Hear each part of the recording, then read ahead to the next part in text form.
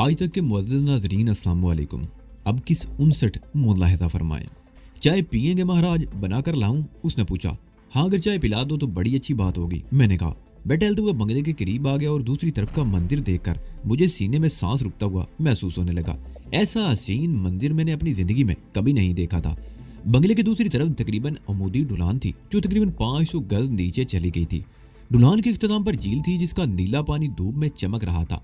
झील के किनारे चारों तरफ कई कई हट्स बने हुए थे। सामने की पहाड़ियों पर भी बंगले और हट्स नजर आ रहे थे। सब्जा बेतहाशा था। टेरेस की एक तरफ चट्टान काट कर नीचे तक जाने के लिए सीढ़ियां भी बनी हुई थी। मैं पाइप की रेलिंग पर झुका ये खूबसूरत मंदिर देख रहा था कि चौकीदार चाय लेकर आ गया। मैं करीब पड़ी हुई एक कुर्सी पर बैठ गया। साहब भी उठ गयो है, मैं नाश्ता बनाकर तुमको बता दूंगा, चौकीदार ने कहा। वो यहाँ का चौकीदार भी था और खान साहब माँ भी। ठीक है, मैं चाय पीकर उन लड़कियों को भी जगाता हूँ, मैंने कहा। वो अंदर चला गया और मैं चाय की चुस्कियां लेते हुए झील का खूबसूरत मंदिर देखने लगा। झील के किनारे पर कांटे के आसपास लोगों की नकल हरकत भी नजर आ रही थी।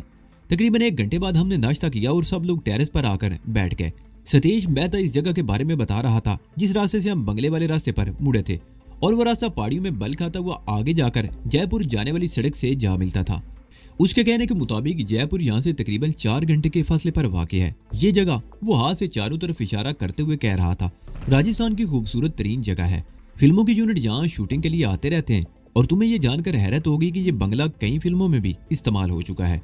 यहाँ माधुरी दीक्षित, हेमा मालिनी, श्री देवी, शाहरुख, अमरीश पुरी, सलमान खान और संजय दत्त समेत इंडियन फिल्म इंडस्ट्री के तमाम बड़े बड़े आर्टिस्ट आ चुके हैं। ओह, मेरे मुंह से बेइख्तियार निकला, क्या रोशन बाबू का फिल्म इंडस्ट्री से भी कोई ताल्लुक है? मेरा मतलब है कोई कारोबारी ताल्लुक। हाँ, लेकिन उसकी नोयत मुख्तलिफ है, सतीश मेहता ने जवाब दिया। उसके होठों पर खफीफ सी मुस्कुराहट आ गई। हम दोनों मिलकर वीडियो फिल्में तैयार करते हैं। हमारे 2 पार्टनर और भी हैं जो मुंबई में हैं। हमारी हर फिल्म की शूटिंग इसी झील के आसपास की पहाड़ियों के हसीन मनाजिर और इस बंगले में होती है। यहाँ तुम्हें ऐसी चीजें नजर आएंगी जो फिल्म शादी में इस्तेमाल होती हैं। मैं खामोशी से उसकी बातें सुनता रहा। मुझे हैरत भी थी। रोशन बाबू ने बताया था कि उसका बिजनेस गैर कानूनी है जिसमें पकड़ धकड़ भी होती रहती है और पुलिस को बता देना पड़ता है। और फिर गुज़िश्ता रात सतीश मेहता तारुफ कराते हुए उसने इंकशाफ किया था कि ये उसका बिजनेस पार्टनर भी है। वीडियो फिल्में बनाना कोई गैर कानूनी कारोबार तो नहीं, लेकिन हो सकता है कॉपीराइट का कोई मामला हो। सतीश मेहता ये जान चुका था कि हम कौन है और इस वक्त हम हिंदुस्तान में सबसे ज्यादा मतलूब मुजरिम है। लेकिन ये हैरत की बात थी कि एक पुलिस ऑफिसर था और हमें बचाकर शहर से निकाल लाया था। हिंदुस्तानी पुलिस की करप्शन के बारे में फिल्मों में तो बहुत कुछ देखा था और अब वही सब कुछ मेरे सामने हो रहा था। पुलिस ऑफिसर ना सिर्फ जराइम पेशा लोगों की सरपरस्ती करते थे बल्कि खुद भी गैर कानूनी कारोबार में मुलव्वस थे। वो चूंकि खुद अपने आप को कानून के मालिक समझते थे इसलिए उन्हें कानून का कोई खौफ नहीं था। सतीश मेहता तो हर मौजू पर बात कर रहा था लेकिन उसने हमारे बारे में बात नहीं की थी। इस सिलसिले में उसने अपनी जबान बंद ही रखी। दोपहर का खाना खाकर सतीश मेहता वापस शहर चला गया। सुशील को वहीं छोड़ दिया गया। सतीश ने कहा था कि यहाँ में कोई खतरा नहीं है। सतीश के जाने के बाद हम देर तक टेरेस पर बैठे रहे। फिर सुशील कन्या कुमारी को साथ लेकर बंगले की पिछली तरफ वाली पहाड़ी पर चली गई। उस बंगले के आसपास तकरीबन 300 गज तक और कोई बंगला नहीं था। इस तरफ किसी की आमतोरिफ्त नहीं थी, इसलिए किसी के देख लिए जाने का खतरा नहीं था। नीचे झील के आसपास अगरचे पिकनिक पर आने वाले लोगों की सरगर्मियां नजर आ रही थी, मगर फासला इतना ज्यादा था कि चीजों की पहचान मुमकिन नहीं थी, इसलिए भी ये जगह हमारे लिए महफूज थी। शाम का धुंधलेका फैलने से जरा पहले सुशील और कन्या कुमारी भी पहाड़ी से वापस आ गई। मुलाजिम शायद उन्हीं का इंतजार कर रहा था क्योंकि उन दोनों के आने के थोड़ी देर बाद वो हम सब के लिए चाय बनाकर ले आया। चाय पीने के बाद भी हम देर तक बैठे बातें करते रहे। अंधेरा फैला तो मच्छर भी आ गए, अगरचे वहां रोशनी का इंतजाम भी था मगर कुछ सर्दी भी हो गई, इसलिए हम उठकर अंदर आ गए। हम चारों रत्ना वाले कमरे में थे। सुशील कहीं से ताश की गड्डी निकाल लाई थी। हम बेड पर बैठकर ताश खेलने लगे और फिर रात का खाना खाने के बाद भी हम देर तक वहीं बैठे ताश खेलते रहे। इसी दौरान मैं एक मर्तबा उठकर बाहर भी गया। बरामदे की बत्ती बुझी हुई थी और मुलाजिम एक कुर्सी पर बैठा बीड़ी पी रहा था, जिसकी नागवार सी बू मेरे नथनों से टकराई तो एकदम यूं लगा जैसे मुझे कैद होने लगी हो। मैं बरामदे से निकलकर खुली फिजा में आ गया और टहलता हुआ टेरेस पर पहुंच गया। नीचे झील की तरफ अब तारीकी और सन्नाटा था। झील के किनारे पर सिर्फ एक जगह किसी कॉटेज में रोशनी नजर आ रही थी, इसके अलावा हर तरफ तारीकी थी। अचानक फायर की आवाज सुनकर मैं उछल पड़ा। यह आवाज पहाड़ियों में चारों तरफ बाज़गश सी पैदा करती हुई महसूस हुई, इसलिए यह अंदाजा लगाना दुश्वार था कि कोई गोली कहाँ चली होगी।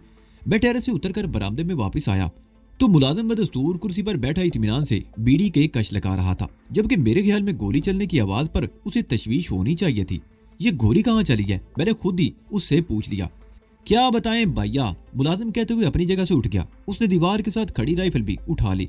लोग इधर झील पर अय्याशी के लिए आते हैं, उनमें कभी आपस में झगड़ा भी हो जाता है, एक आध लाश भी गिर जाती है।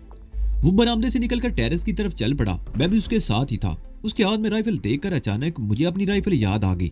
जब हम बंगले में दाखिल हुए थे तो जीप से उतरते हुए मैंने राइफल जीप में ही छोड़ दी थी और कन्या कुमारी ने भी अपनी राइफल जीप में रहने दी थी। उसके बाद हमें उन राइफलों का ख्याल ही नहीं आया था और इस तरह वो दोनों राइफलें जीप में पड़ी पड़ी वापस चली गई थी। और अब मैं सोच रहा था कि अगर यहाँ कोई गड़बड़ हो गई तो हम क्या करेंगे। कुछ देर तक मुलाजिम के साथ टेरेस पर खड़ा रहा और फिर उसे वहीं छोड़कर वापस आ गया। इस वक्त अगरचे 11 ही बजे थे, मगर लगता था जैसे आधी रात से ज्यादा बीत गई हो। वो तीनों बेड पर बैठी बातें कर रही थी। सुशील बहुत जल्द उन दोनों से बेतकल्लफ हो गई। वो जिस तरह इस बंगले में और इसके इतराफ में फिरती रही, उससे अंदाजा लगाया जा सकता था कि वो यहाँ पहले भी आती रही है और मुलाजिम से भी अच्छी तरह वाकिफ है।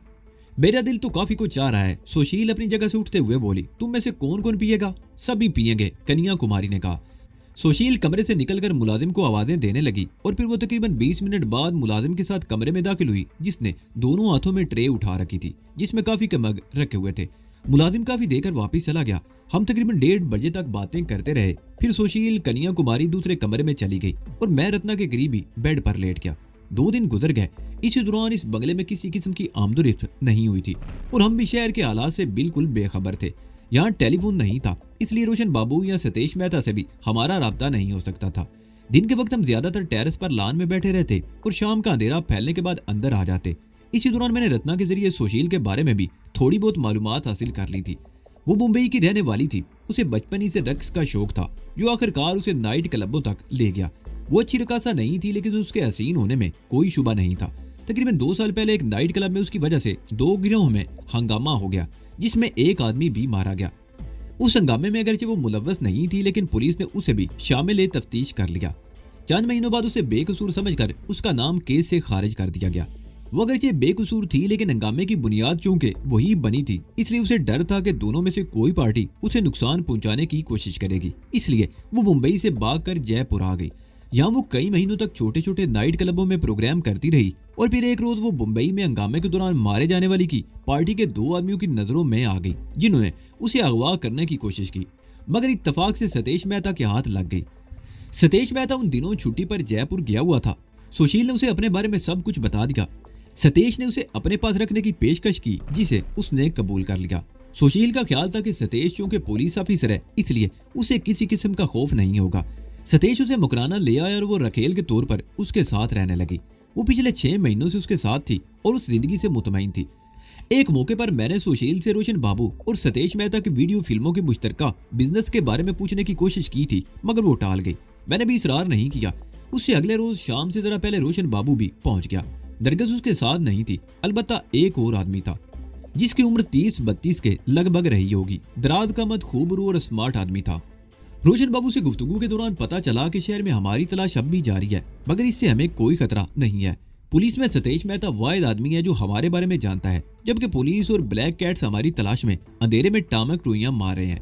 रोशन बाबू और जोगिंदर नामी वो आदमी तकरीबन 1 घंटे तक हमारे पास रहे। मैंने नोट किया था कि जोगिंदर इसी दौरान बार बार कन्या कुमारी और रत्ना की तरफ देखता रहा था। उसकी नजरों में हवस की चमक नुमाया थी और फिर वो दोनों एक कमरे में घुस गए। ये कमरा शुरू ही से लॉक था और इसकी चाबी शायद रोशन बाबू ही के पास थी। थोड़ी देर बाद मैंने भी इस कमरे में जाना चाहा, मगर दरवाजा अंदर से बंद था। मैंने 2-3 मरतबा दस्तक दी, मगर अंदर से कोई जवाब नहीं मिला। मैं वापस आ गया। रात का खाना हम सब ने इकट्ठे ही खाया। जोगिंदर इस वक्त भी खा जाने वाली नजरों से रत्ना और कन्या कुमारी की तरफ देखता रहा। खाने के बाद हम देर तक बातें करते रहे। 11 बजे के करीब मुलाजिम ने काफी पिला दी। काफी पीने के थोड़ी देर बाद मुझे अपने दिमाग पर बोझ सा महसूस होने लगा। यूं लग रहा था जैसे अचानक ही नींद गलबा पाने की कोशिश कर रही हो। मैंने सामने सोफे पर बैठी हुई रत्ना की तरफ देखा, वो भी ऊँग रही थी। मैंने रत्ना को हाथ से पकड़कर उठाया और अपने कमरे में आ गया और उसके साथ ही बिस्तर पर लेट गया। मेरी आंखें नींद से बंद होती जा रही थी और फिर मुझे कुछ होश नहीं रहा। और फिर अचानक ही मेरी आंख खुल गई। मेरे पेट और सीने में हलचल सी मची हुई थी। यूं लग रहा था जैसे आंतें आपस में उलझ रही हों। सीने में बेपनाह जलन थी। सब कुछ खाया पिया हल की तरफ उमड़ता हुआ महसूस हो रहा था और शायद इसी बेचैनी की वजह से मेरी आंख खुली थी, बल्कि आंखें पूरी तरह नहीं खुल पा रही थी। दिमाग पर अब भी बेपनाह बोझ था और फिर अचानक ही यूं लगा जैसे कै हो रही हो। एक जोरदार उबकाई हुई और मैं उठकर बाथरूम की तरफ लपका, बड़ी जोरदार कै हुई, लगता था जैसे पेट और सीने में खोलता हुआ लावा खल को जलाता हुआ बाहर निकल रहा हो। मैं तकरीबन 10 मिनट तक बाथरूम में बैठा कै करता रहा। नाक और आंखों से भी पानी बह रहा था। कै हो जाने से मेरी हालत कुछ बेहतर हुई। पेट और सीने की बेचैनी कम हो गई और मेरी आंखें भी पूरी तरह खुल गई। दिमाग का बोझ भी किसी कदर हल्का हो गया। मैं तौलिए से मुंह पूंछता हुआ बाथरूम से निकला तो नजरें बेड की तरफ उठ गई और उसके साथ ही मैं उछल पड़ा। रत्ना बिस्तर पर नहीं थी। मुझे याद नहीं था कि जब मैं बिस्तर से उठा था उस वक्त रत्ना मौजूद थी या नहीं। मैं कमरे से निकल आया। रत्ना को 1-2 मरतबा होले होले पुकारा मगर जवाब नहीं मिला। सुशील और कन्या कुमारी वाले कमरे में झांका तो मेरा दिमाग भग से उड़ गया। वो दोनों भी कमरे में नहीं थी। मैंने सामने दीवार पर लगी हुई खिड़की की तरफ देखा। 12:30 बज रहे थे। मेरा ख्याल था कि शायद वो सब लोग बाहर टेरेस पर बैठे होंगे। मैं बाहर निकलने के लिए दरवाजे के करीब पहुंचा तो एक बार फिर चौंक गया। दरवाजा अंदर से लॉक था, पिछला दरवाजा भी लॉक था। मैंने मुलाजिम को भी आवाजें दी मगर जवाब में खामोशी रही। मैंने तमाम कमरे देख डाले, ऊपर वाले कमरों को भी चेक कर लिया मगर वो लोग कहीं नहीं मिले। मैं हैरान था कि वो लोग कहाँ गायब हो गए। मेरे दिमाग में सनसनाहट होने लगी और फिर अचानक ही मुझे उस कमरे का ख्याल आ गया जहाँ शाम के वक्त रोशन बाबू और जोगिंदर गए थे। मैं ऊपर की मंजिल से नीचे आकर राहदारी में तेज से कदम उठाता हुआ उस कमरे के सामने आ गया। कमरे को बाहर से ताला नहीं लगा हुआ था। मैंने पहले हैंडल पर हाथ रखकर उसे घुमाने की कोशिश की मगर हैंडल ने हरकत नहीं की। हजमी लॉक लगा हुआ था। मैंने झुककर की होल से आंख लगा दी मगर इस तरह भी मकसद पूरा नहीं हुआ। की होल के अंदर की तरफ शायद चाबी लगी हुई थी या कोई ऐसी चीज थी जिससे अंदर झांकने की गुंजाइश नहीं थी। वैसे न जाने मुझे ये क्यों यकीन था कि वो सब लोग इस कमरे में थे। मैं दरवाजे पर इधर उधर देखने लगा। चौखट पर ऊपर कॉल बेल की तरह का एक बटन लगा हुआ नजर आया। मैंने वो बटन दबा दिया। अंदर से घंटी बजने की आवाज सुनाई नहीं दी तो मैंने दूसरी मर्तबा बटन दबा दिया। इस मर्तबा भी कोई आवाज सुनाई नहीं दी। मेरा ख्याल था कि यह घंटी का बटन नहीं था, किसी और मकसद के लिए लगाया गया था। मैं दरवाजे की तरफ पुश्त करके खड़ा रायदारी में इधर उधर देखने लगा। मेरे दिमाग में सनसनाहट बढ़ रही थी। किसी गड़बड़ का एहसास बढ़ता जा रहा था।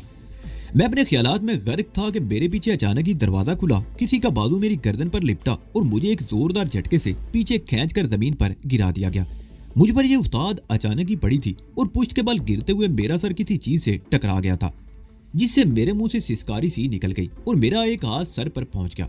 मेरे आवाज एक लम्हे को हिलकर रह गए और जब आवाज बहाल हुए तो अपने सामने का मंदिर देखकर मुझे अपने सीने में सांस रुकता हुआ महसूस होने लगा। मेरे सामने राइफल ताने मुलाजिम खड़ा था और उसे जरा हटकर एक स्टैंड पर वो मूवी कैमरा लगा हुआ था जो फिल्मों की शूटिंग में इस्तेमाल होता है। कैमरा स्टैंड के करीब ही रोशन बाबू खड़ा था। उसके होंठों पर बड़ी मानी खेज मुस्कुराहट थी। मेरा रुख दरवाजे की तरफ था। मुझे अभी तक ये पता नहीं चल सका था कि मेरे पीछे कमरे में क्या है। मैंने दोनों कोनियां जमीन पर टिका कर उठने की कोशिश की तो रोशन बाबू ने अचानक ही आगे बढ़कर मेरी पसलियों पर जोरदार ठोकर रसीद कर दी। ये हमला भी मेरे लिए बिल्कुल गैर मुतवक्को था। फिर मैं पीछे गिर गया। मेरे मुंह से हल्की सी चीख निकल कर रह गई। ये क्या रोशन बाबू? मैंने कहते हुए रोशन बाबू की तरफ देखा।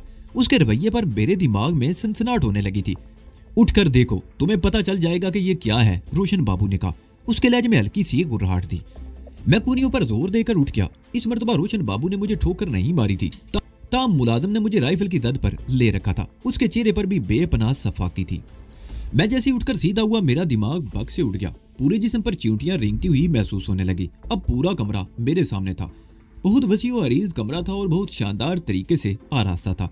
थोड़े फासले पर 2 बेड बिछे हुए थे। एक बेड पर कन्या कुमारी बेइसु हरकत पड़ी थी। वो बेहोश थी और उसके जिस्म पर लिबास नाम की कोई शय नहीं थी।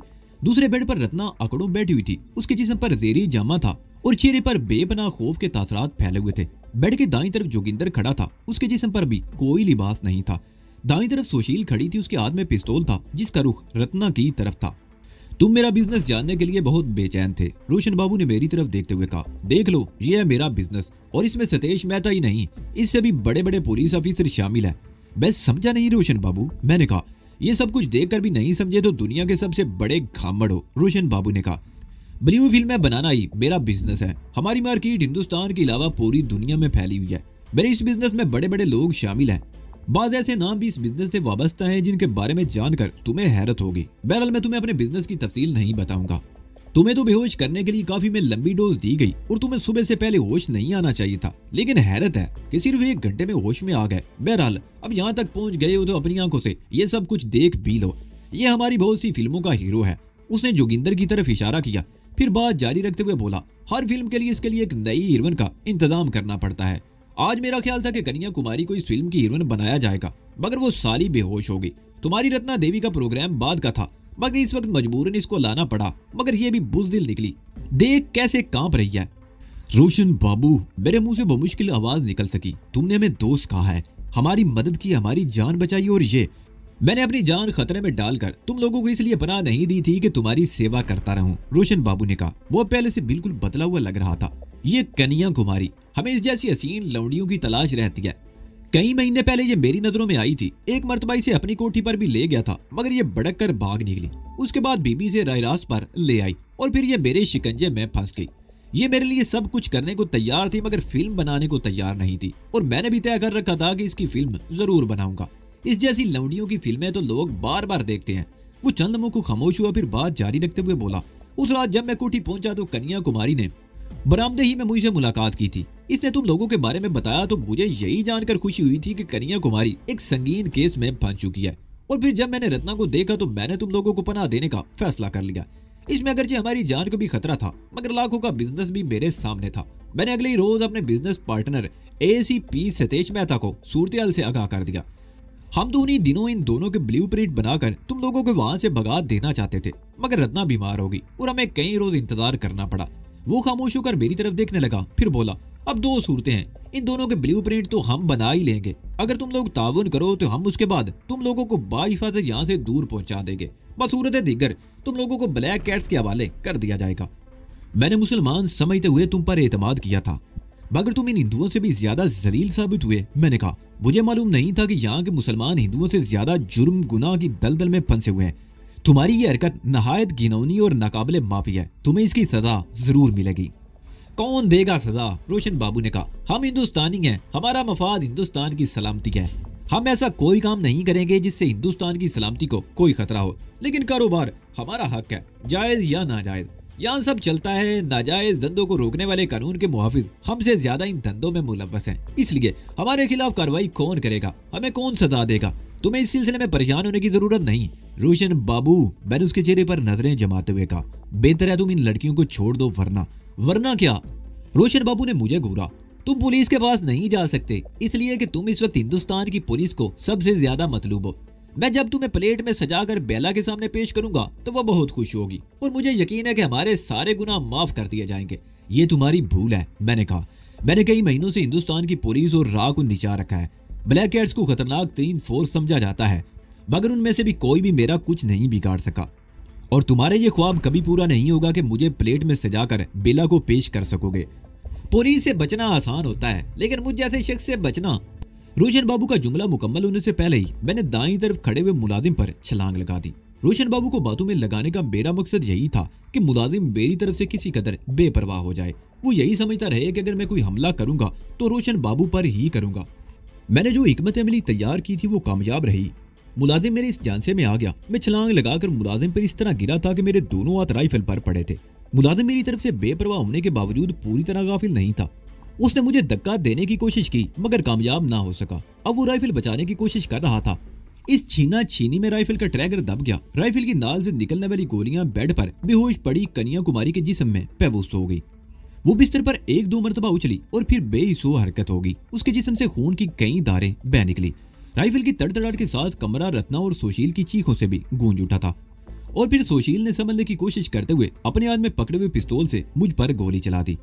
अब मैं इसे मुलाजिम की बदकिस्मती ही कहूंगा कि सुशील के पिस्तौल से निकली हुई गोली उसकी पेशानी में पेवस्त होगी। उसकी आंखें बाहर को उबल पड़ी। मैंने एक झटके से उसके हाथों से राइफल खींच ली और उछलकर 2 कदम पीछे हट गया। मुलाजिम कटे हुए दरख्त की तरह लहराता हुआ नीचे गिर गया। रोशन बाबू ने मुझ पर छलांग लगाने की कोशिश की, लेकिन उसका पैर कैमरे के स्टैंड में उलझ गया। वो लड़खड़ाकर संभलने की कोशिश कर रहा था कि मैंने राइफल का बट उसके मुंह पर रसीद कर दिया। वो चीखता हुआ एक तरफ गिरा।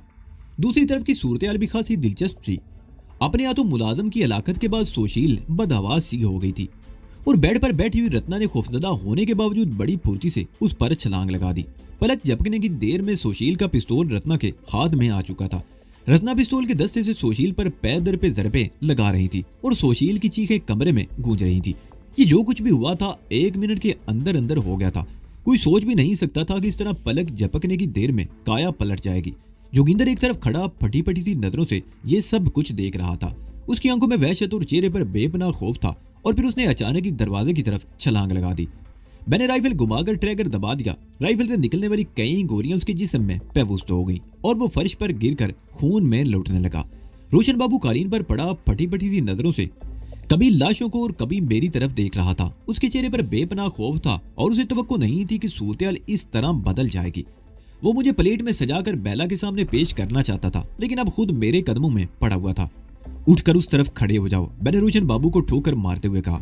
तुम शायद भूल गए थे कि मैं वो शख्स हूँ जिसने नागराज का सर तोड़ा और उसे अपने पैर चाटने पर मजबूर कर दिया था। एक दुनिया उसके नाम से कांपती थी, लेकिन वो मेरे हाथों जानूम रसीद हो गया। राव और ब्लैक कैट्स की पूरी कुव्वत भी मेरा कुछ बिगाड़ नहीं सकी और तुम मुझे प्लेट में सजाकर बेला को पेश करना चाहते हो। उठो, उस तरफ खड़े हो जाओ। सुशील के साथ उठने की कोशिश में रोशन बाबू का पैर एक बार फिर स्टैंड में उलझ गया। स्टैंड उसके ऊपर गिरा और उस पर रखा हुआ कैमरा भी दूर जा गिरा और वो बड़ी मुश्किल से उठकर सुशील के करीब दीवार के साथ खड़ा हो गया।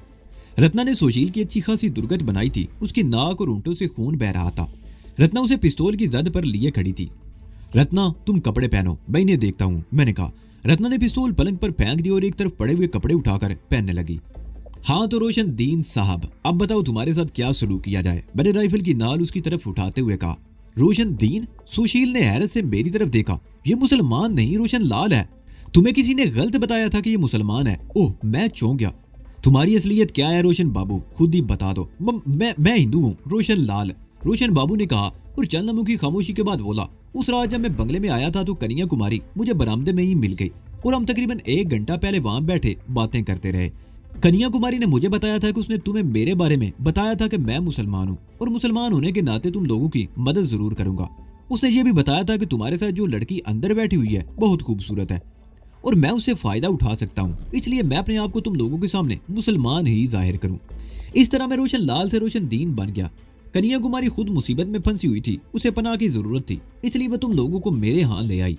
उसे यकीन था कि रत्ना को देखकर मैं तुम लोगों को पनाह दे दूंगा। मुझे कन्या कुमारी जैसी लड़की की भी जरूरत थी, इसलिए मैंने अपने आप को मुसलमान जाहिर करके तुम लोगों का हमदर्द बन गया। मैंने सतेश मेहता को भी सब कुछ बता दिया। पुलिस ऑफिसर होने के साथ वो मेरा बिजनेस पार्टनर भी है। अपनी ड्यूटी से ज्यादा उसे अपने बिजनेस की फिक्र रहती है। हमने यही प्रोग्राम बनाया था कि अपना काम पूरा हो जाने के बाद सतेज मेहता तुम तीनों को गिरफ्तार करके सरकार के सामने पेश कर देगा और इस तरह उसे सरकार से इनाम और तरक्की भी मिल जाएगी। नरगिस कौन है? क्या वो वाकई मुसलमान है? रोशन बाबू ने मेरी बात काट दी। उसने तुम लोगों को अपनी जो कहानी सुनाई थी उसमें भी कुछ झूठ नहीं। वो हमारे ही घर में पली बढ़ी है। हम बचपन ही में एक दूसरे को पसंद करने लगे थे। उसकी शादी जिस शख्स से हुई थी वो वाकई जवारी था और उसे भी जुए में हार गया था, लेकिन मैंने उसकी धुनाई कर दी और उसके चंद रोज बाद वो पुलिस मुकाबले में मारा गया और नरगिस मुस्तकिल तौर पर मेरे साथ रहने लगी। मेरा बिजनेस नायत अच्छा था, बिल्कुल साफ सुथरा, किसी किस्म का कोई डर खौफ नहीं था। मगर बेड़ा घर को सतेश मेहता का, इसकी दोस्ती मुझे महंगी पड़ी। इसने मुझे इस घिनौने धंधे पर उकसाया। इसी की वजह से मुझे जलील होना पड़ रहा है। जलील तो तुम हो ही रहे हो, अब तुम्हें जान से भी हाथ धोना पड़ेंगे, मैंने कहा। नहीं, उसका चेहरा एकदम पीला पड़ गया। मुझे जिंदा रहने दो, मैं वादा करता हूँ कि जहाँ कहोगे तुम्हें हिफाजत से पहुंचा दूंगा। अब मैं किसी बनिए पर एतमाद नहीं कर सकता, मैंने कहा। तुम लोगों पर भरोसा करते करते तो मैं यहाँ तक पहुंचा हूँ। अगर पहले ही दिन वादे पर एतबार ना किया होता तो आज मैं अपने वतन पहुंच चुका होता। रत्ना, मैं बात करते करते रत्ना की तरफ घूम गया। वो पिस्तौल उठा लो। और मैं जुमला मुकम्मल नहीं कर सका। मुझे रत्ना की तरफ मुतवज्जो पाकर रोशन बाबू ने मुझ पर छलांग लगा दी, मगर वो अपनी मकसद में कामयाब नहीं हो सका। मैं बड़ी फुर्ती से एक तरफ हट गया। रोशन बाबू अपनी झोंक में लड़खड़ाता हुआ आगे निकला। मैंने उसके कुलों पर जोरदार लात रसीद कर दी। फिर मैंने उसे संभलने का मौका नहीं दिया। मैं उस पर लाते हुए राइफल के बट मारता रहा। उसकी चीखें कमरे में गूंजती रही। मैं उसे मारता उस कोने में ले गया जहां सुशील खड़ी थर थर कांप रही थी। रोशन बाबू बमुश्किल उठकर खड़ा हो सका। मैंने राइफल सीधी कर ली। उसने हाथ जोड़ दिए और गिगया कर माफी मांगने लगा। तुम्हें जिंदा छोड़कर हम अपने आप को दोबारा मौत के मुंह में नहीं धकेल सकते, मैंने कहा। तुम्हारा वक्त आ गया है, तुम दोनों को खत्म होना ही होगा। मैंने उंगली ट्रैगर पर रख ली और इससे पहले कि उन दोनों में से कोई बोल सकता, मैंने ट्रैगर दबा दिया। कमरा एक बार फिर फायरिंग और उन दोनों की चीखों से गूंज उठा। वो दोनों कालीन पर ढेर हो गए। उनके जिस्म से खून की कई धारें बह निकली। रत्ना भी उनकी तड़पती हुई लाशों को देख रही थी। उसके चेहरे पर बेपनाह सफाकी थी। अब तक की तजर्बात ने उसे भी मेरी तरह संग दिल बना दिया था। इस बात को वो भी समझ गई थी कि अगर खुद जिंदा रहना है तो दुश्मन को खत्म करना होगा। चलो रत्ना, मैंने उसे बाजू से पकड़ते हुए कहा। या में ज्यादा मोहतात होकर निकलना होगा। कमरे में बार बार फायरिंग होती रही है। हो सकता है किसी करीबी बंगले का कोई मकीन आवाज सुनकर इस तरफ आ गया हो। आवाज इस कमरे से बाहर नहीं गई होगी, रत्ना ने कहा। मैंने और कन्या कुमारी ने जब चीखने की कोशिश की थी तो रोशन बाबू ने बताया था कि ये कमरा साउंड प्रूफ है, हमारी आवाजें बाहर नहीं जा सकेंगी। ओह, मैं चौंक गया।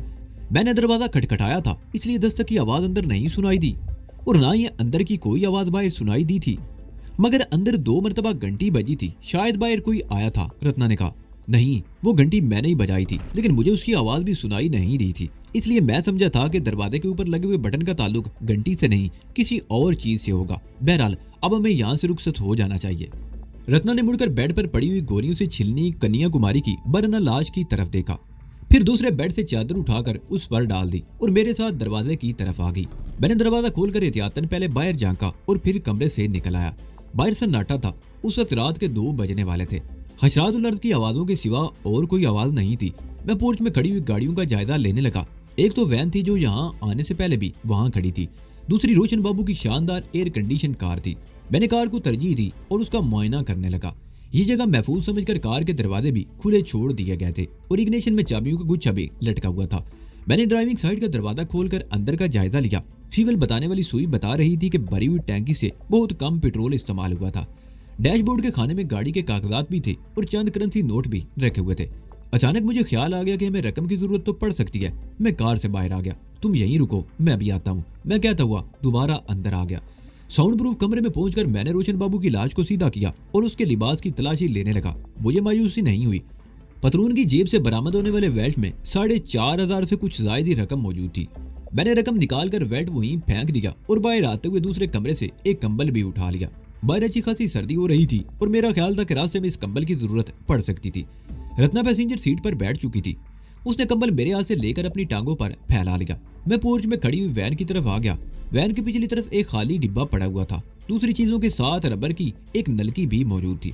मैंने वैन की टंकी में नलकी डालकर सांस से पेट्रोल खींचा और डिब्बा भरते ही नलकी हटा दी और डिब्बा उठाकर बरामदे की तरफ बढ़ गया। बरामदे वाले दरवाजे और दोनों तरफ दूर तक पेट्रोल छिड़क कर मैं कुछ पीछे हट गया और दिया सलाई जलाकर उस तरफ उछाल दी। बक की आवाज के साथ पेट्रोल ने आग पकड़ ली। उसके साथ ही मैंने कार की तरफ दौड़ लगा दी। ड्राइविंग सीट पर बैठकर इंजन स्टार्ट किया और उसे तेजी से बाहर वाले गेट की तरफ लेता चला गया। गेट के पास मुझे कार रोकनी पड़ी। नीचे उतरकर गेट खोला और दोबारा कार में आकर बैठ गया। गेट से आगे तकरीबन 100 गज तक ढुलान थी। मैंने कार की रफ्तार कम रखी, फिर आगे से ही रास्ते पर मुड़ते ही मैंने कार की रफ्तार बढ़ा दी। सतीश मेहता ने बताया था कि पहाड़ियों में बल खाता हुआ ये रास्ता आगे जाकर जयपुर की तरफ जाने वाली हाईवे से मिल जाता है। उस सड़क पर घूमते ही मैंने और रत्ना ने बैक वक्त गर्दन घुमा कर देखा। पेट्रोल से लगाई हुई आग ने फौरन ही कोठी को लपेट में ले लिया। शोले बतदरीज बुलंद हो रहे थे। यहाँ आग बुझाने के लिए किसी किस्म की इमदाद मिलने का सवाल ही पैदा नहीं होता था। मुझे यकीन था कि ये शानदार बंगला सुबह तक राख का ढेर बन चुका होगा और जब मलबा हटाया जाएगा तो 4 लाशों की हड्डियों की राख जरूर मिलेगी। आग के शोले बुलंद होते जा रहे थे। रोशनी चारों तरफ फैल रही थी। हम एक पहाड़ी के गिर्द घूमकर दूसरी तरफ चले गए और जलता हुआ बंगला हमारी निगाहों से ओझल हो गया। रत्ना ने मेरी राइफल अपनी टांगों के सामने रख ली और कंबल खोलकर पूरी तरह अपने ऊपर लपेट लिया।